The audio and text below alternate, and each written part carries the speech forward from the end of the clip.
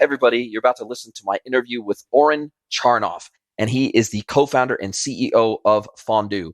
Fondue's whole purpose in life is to help brands get away from the dreaded coupon code and use CashBack as a way to incentivize customers to continue to do business with them. Enjoy. This is the eCommerce Edge podcast with your host, Jason Greenwood.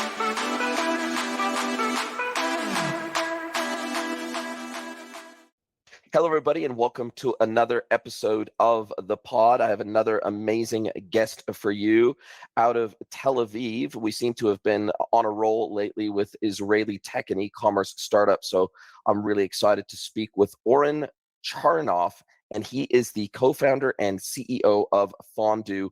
Welcome, mate. Really good to have you here. Happy to be here. What's up, Jason?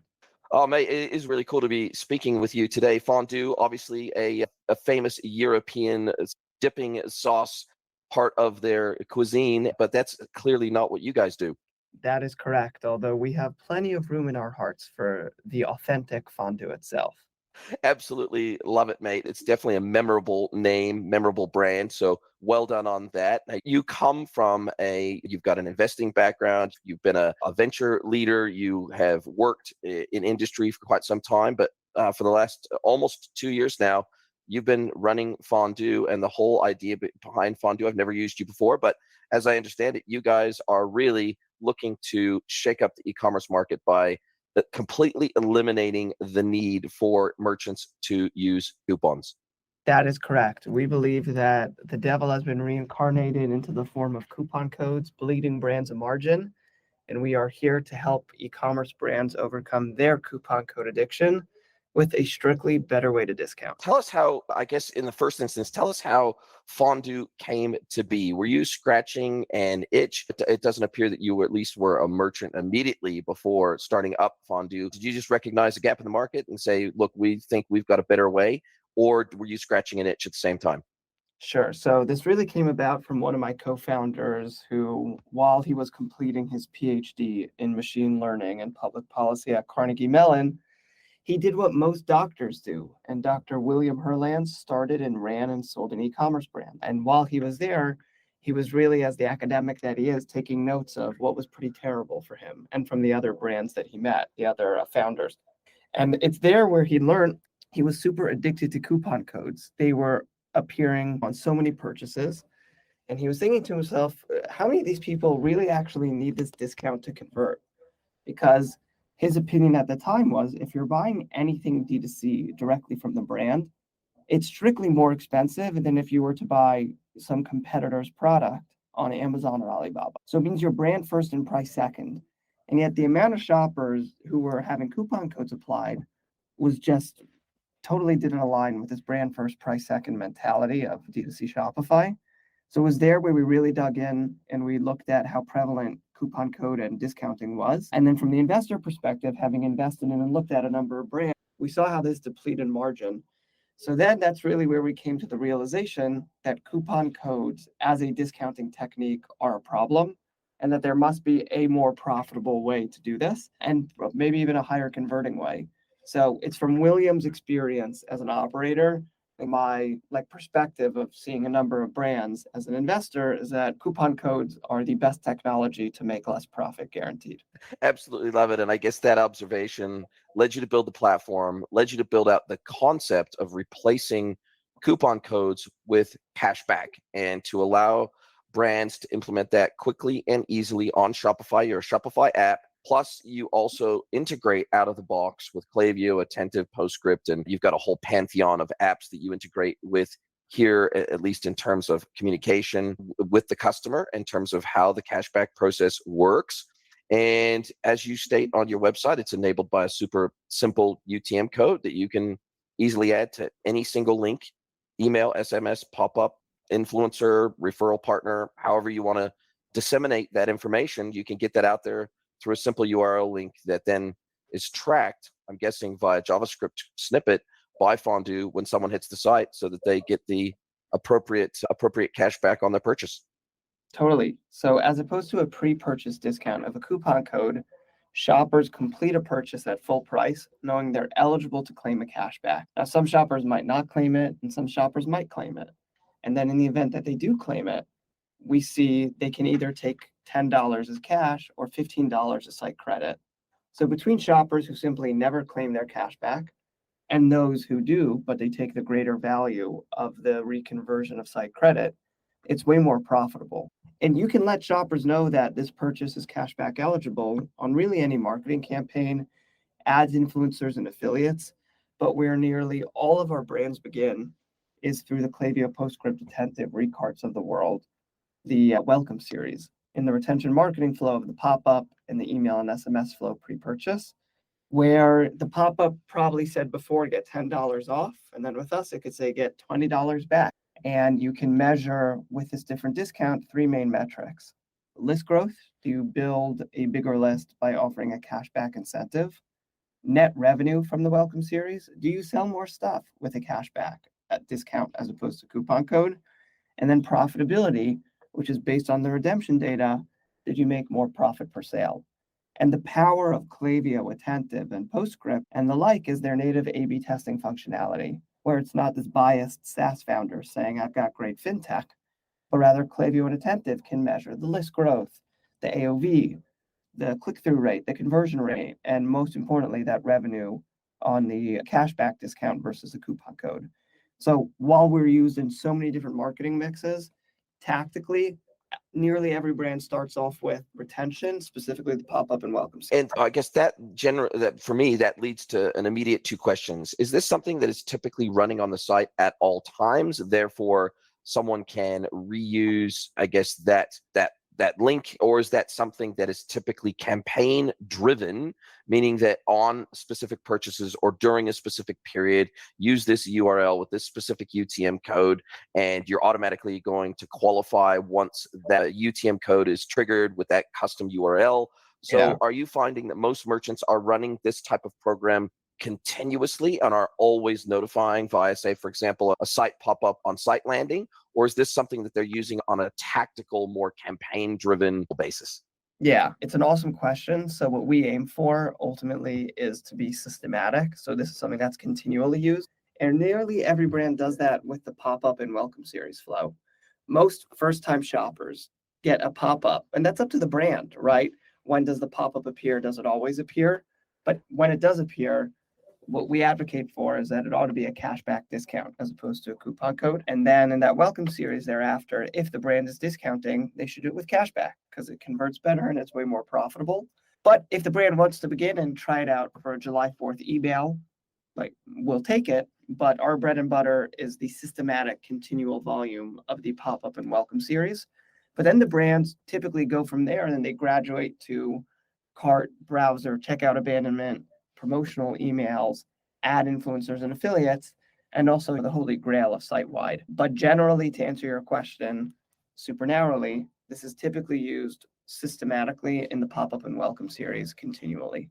Makes complete sense. Now, when you say cash or credit, that by definition then means that you're managing store credit on behalf of the customers that choose to take the credit and reuse it for future purchases. And I'm guessing, I'm sorry? Not quite. I'm sorry to interrupt there. As we are not a gift card tool, not a site credit program manager. Awesome tools for this. Shopify has good native functioning. Gavalo has this, Rise AI. We, in the event that the shopper chooses to redeem, and if they choose to redeem as site credit, we're simply triggering that Shopify gift card. We're triggering that Rise AI or Gavalo gift card. And those gift card and site credit program managers are the ones that are managing that. We just trigger them. Okay, great. Makes sense. So instead of having an on-site store credit, you're using gift card functionality, whether native Shopify gift cards, which are, in my opinion, the experience isn't great with those. So you also integrate with third-party gift card / store credit platforms that ease that process and make it super simple for customers to receive effectively a gift card that they then redeem as effectively a coupon code on some future purchase.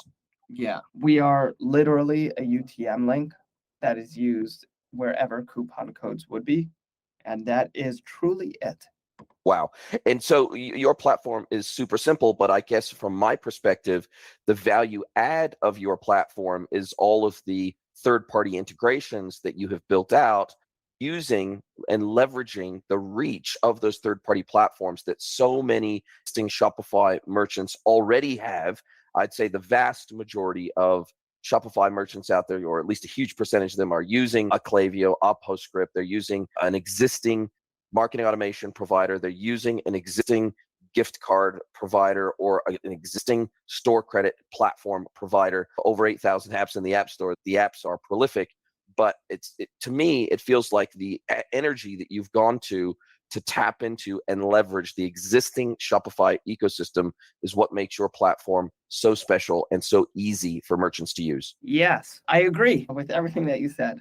Fantastic. And how do you see, since I guess, let's just take a cross section of the merchants that you're working with today, do you have any data, or have they shared any data with you in terms of the retained margin that they're seeing and versus old school sending out a whole bunch of coupon codes, or maybe making site-wide discounts or whatever it might be, or using a promotions tool that then they're applying, whether it be category discounts, whatever it might be. They're running other forms of discount systems versus the cashback system that you guys promote.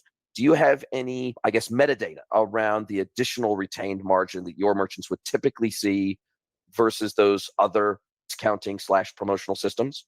Totally. So the three main metrics that a brand will measure us against is going to be list growth. Do you get more folks in the retention funnel? Net revenue. Do you sell more things? Do you make more money from that flow? And then that profit per conversion. Those are three immediate data points that you can measure. The benchmarks that we typically look at is we generally are aiming for 20% plus list growth, 30% on the net revenue benchmark. And then we're typically adding and helping brands recover 3 to 3.3% bottom line margin that they were previously bleeding with coupon codes.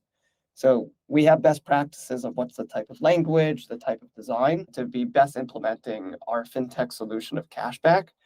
And even if we beat out the coupon code, just boost the list growth 11% and the net revenue by 16%, we'll still continually look to do other initiatives to get that number to where we see it benchmarked, which again is 20% list growth, 30% net revenue impact, and then also helping brands recover 3.3% more profit margin per sale. The second piece to this, sorry to keep podcasting on the podcast, is for shoppers who go through cashback as opposed to coupon codes, we simply see a higher and a faster LTV, both because the shopper's first purchase is full price, so you're already winning on LTV. But due to some shoppers opting into the site credit as the discount method of choice, those site credit holders then get segmented and get email flows reminding them, don't forget to use your site credit. And even if not, naturally will come back and spend more sooner. So the immediate impact is the list growth and net revenue and the profit per conversion. But depending on your 30, 60, 90-day cohort windows where you're optimizing LTV, we also are happy to be looked at during those periods because we have a big impact there. Those statistics are really pretty mind-blowing, particularly for D2C and B2C brands that you work with, because the reality is that what we're seeing in the market, and this is metadata from all around the world, it's pretty consistently the same, regardless of region, regardless of market, regardless of vertical, which is that we're only seeing about 10 to about a maximum of about 40% customer loyalty, meaning that the vast majority, the absolute lion's share of customers are only ever going to buy from a brand one time. And that's just the reality of the market. There is no loyalty. You can have all the loyalty programs, you can have all the membership programs, you can have all the programs you like, but the metadata from around the world from many studies is showing anywhere from 10 to about 40% is the upper bound of customer loyalty. And so for you guys, the reality is that you're having the biggest impact on profitability on that all important first purchase and further incentivizing customers to come back in the future. So you're kind of, in some respects, killing two birds with one stone in terms of the thorns in the side of D2C, B2C brands. Yeah, I would say we really optimize for a more frequent and more profitable first purchase. And due to the site credit feature of the payout choice, that will naturally lead to greater LTV thereafter and a more frequent and faster second purchase. But as a company, what we're still just initially optimizing for is to be the best freaking discount on a welcome series. That is the main value prop today. And meanwhile, brands can enjoy the LTV. Love it. For And example, something that we're building out now is based on what cashback, if anything, the shoppers select, you should be segmenting them separately in win-back emails and SMSs thereafter. Take, for example, you're a shopper who pays full price and never redeems your cashback. That means you're a full price shopper. You should not email that shopper a discount anymore because you know they're willing to pay full price. So now you know that the shopper isn't as price sensitive. And then for the shoppers who redeem a site credit, you should be emailing them on a monthly basis, regardless if it was issued due to a fondue cashback or a regular site credit. Email them saying, I care about you, you've got money on the table, don't forget to spend it. That's an excuse for another touch point and a thoughtful one. And then in the event that the shopper does redeem their cashback as cash, then you know that's a discount shopper. And you can decide if it's even worth retargeting them, if it's worth that cost, if it's worth that effort. So the LTV opportunities here, there's a lot of alpha that we're going to be uncovering. But again, what we're still really focused on is being the most frequent and profitable first purchase due to our discount. wow, this is definitely attacking right at the pain point, that the two primary pain points that merchants are having. You're attacking those head on with a really unique value prop. And from an implementation perspective, I'm guessing that it's as simple as installing the app, generating the URL with the UTM code, and deploying that in whatever communication channel you desire or referral channel that you desire. Yeah, I would say that the implementation isn't technical. Editing a pop-up in a welcome series can at times be monotonous.